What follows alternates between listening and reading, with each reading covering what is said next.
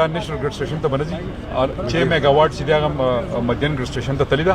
داغه نه بعد چې کړه دا وبس واشي نو 15.3 یو دی 15.3 بل دی او بیا خو ذخیره گریډ ته داغه نه چې کومه فارغه شي هغه بیا دي منګوري گریډ ته بل څه د لپاره خوشاله خبره ده داغه بیا هم راځو ان شاء الله چې دغه گریډ اسټیشن چې دی 220 چکدري والا غم فنکشن شوی دی او 40 میگا واټ بجلی د ګولن ګول نه براځي هغه تم نو زه دا یقین ساتم ان شاء الله تاسو سره چې مونږ کوم لوس کړي یو ټرانسمیشن لاین کې لګه مسله ده چې هغه زمونږ د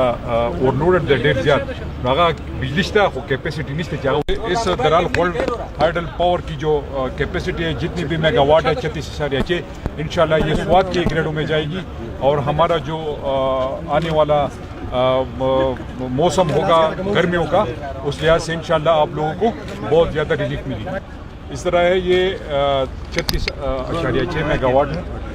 اور تقریباً اس پر 8-10 سال لگے ہیں اس کو تعمیر کرنے پہ اور یہ چائنیز گورنمنٹ کے ساتھ ہمارا ایک معاہدہ ہوا تھا یہ میرا تقریباً کوئی 2 گورنمنٹ پہلے آج الحمدللہ یہ کمپلیٹ ہو گیا ہے اور ہم اپنے دور میں ایک مٹلدان والا اور دوسرا انشاءاللہ کالام والا وہ ہم مکمل کروائیں گے اور جو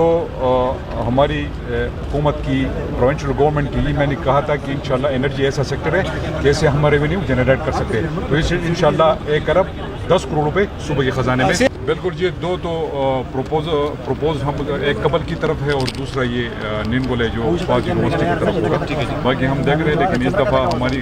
بہت ٹف ADP ہوگی کیونکہ آپ کو پتہ ہے کہ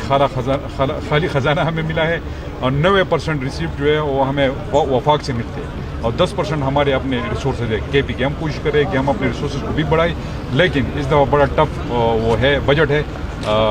پیسوں کی کمی ہے کیونکہ خالی خزانہ ہمیں ملا ہے تھینک یو